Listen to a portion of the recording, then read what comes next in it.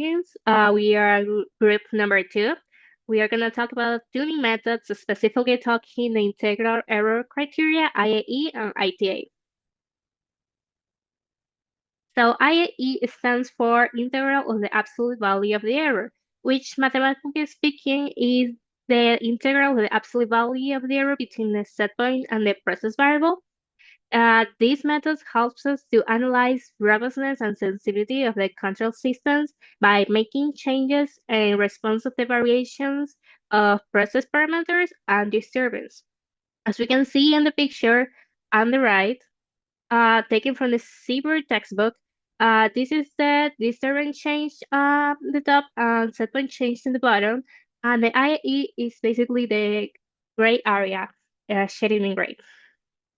And we have ITAE, which is the integral time of the integral of the time-weighted absolute error, which is mathematically similar to the previous one, except for the fact that instead of only being the integral of the error, is the integral of the error plus the time, which help us to penalize errors that persist over time, emphasizing the need of a control system that can settle quickly.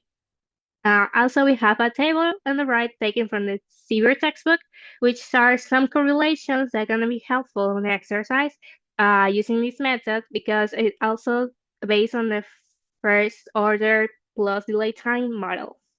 Next, we're going to have the exercise using these two methods in comparison of the Zeiglers or Nichols. It's desired to control the exit temperature, temperature 2 of the heat exchanger shown in the figure by adjusting the steam flow rate Ws, ensure disturbance occur in a temperature, temperature 1. The steam valve has a steady state gain of 0.106. The function transfers valve, after a sudden change in the controller output, Ws reaches a new steady state value in 20 seconds, assumed to take 5 times constants. The other transfer function transmitter, the temperature transmitter has negligible dynamics and is designed so that its opposed signal varies linearly from 4 to 20 milliamperes as temperature 2 varies from 112 to 106 degrees Fahrenheit. And the other functions, transfer functions, the process is the signal, exit signal over input signal is the temperature 2 over temperature 1. The disturbance is the exit signal temperature 2 over temperature 1 input signal. The valve failure position is failure close in the event of a system failure. Steam flow no longer enter. The control action is inversional proportional. If the temperature to decrease over time, it's necessary to open the valve further. Therefore, the control signal increase. This also true if the opposite occurs. The equation plan, the controller transfer function is multiplied by the process and transmitter functions. The substitution method is applied. It's clear and the ultimate gain and ultimate frequency are found. The configure parameters do improve accuracy and period is time between two bits. Of the Seagrams and Nichols cross-lops. Here we have the Seagrams-Nichols tuning table. We first calculate the parameters in the series for of the PID with the values of ultimate gain and ultimate period. Obtaining the parameters, next we apply the conversation formulas here at the bottom of the table for PID in parallel 4 because in simulate we use the either or parallel force. Obtain the KC and key and tau sub I and tau sub D. With these values, we enter the P proportional, E integral, and D derivative parameters into the simulate block. Next. In addition, we performed a first order with dead time approximation.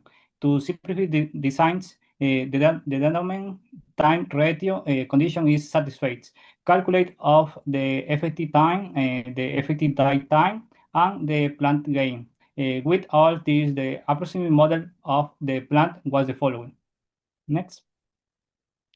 Integral of absolute error. For the reference tracking, we use the IAE correlation test table. We use the previous gains tau and this time values. Therefore, the t sub 0 over tau, which is within the value range. Applying the formulas, we obtain the kc tau sub I, tau sub d. Next. To reflect these turbines, we use this table, similar processes, the similar results. In the simulink, we needing the ideal force of the PID. We replace with the previous values of obtain the values of change set point and change these turbines. Next. This is how we configured the PID block in Simulink. Now for the ITAE method to calculate the controller parameters, we use the formulas together with the constants A and B from the reference table. Different cases have different constants, so we select them depending on whether we design for set point or for disturbance changes. For the set point changes, the design gave us a proportional gain, a derivative time, and an interval time, which resulted in the values shown on the screen. Next. In the second case, the same procedure is applied, but now considering the disturbance change. So the values for each parameter are different from before as it is demonstrated. Next. With all of these parameters, we now calculated the parameters P, I, D, and N, which are the values required for the PID block in Simulink to run the simulations. Next. Since IAE and ITAE require first model, the plan was approximated to that structure in order to apply the formulas. So first we have the graphics. We tested 4 scenarios, only a set point change, only a disturbance change, and then both changes using either the set point based parameters or the disturbance based parameters. For set point change, Ziegler-Nichols was the fastest, but with very large overshoot and oscillations. IAE and ITAE gave much smoother and more stable responses with almost zero overshoot. Next. For disturbances, Ziegler-Nichols returned faster in this case, but with a clear undershoot, while the other methods had slightly larger peaks, but the response was more damped and predictable. Next. With both changes using the set point formulas, Ziegler-Nichols again produced overshoot and oscillations, while the other methods gave a smoother tracking, while with ITAE converting a little bit faster. Next. And also, we did both changes using disturbance formulas, where Ziegler-Nichols showed oscillations before and after the set point step, while IAE and ITAE had larger overshoots but remained more damped overall. So we have the analysis.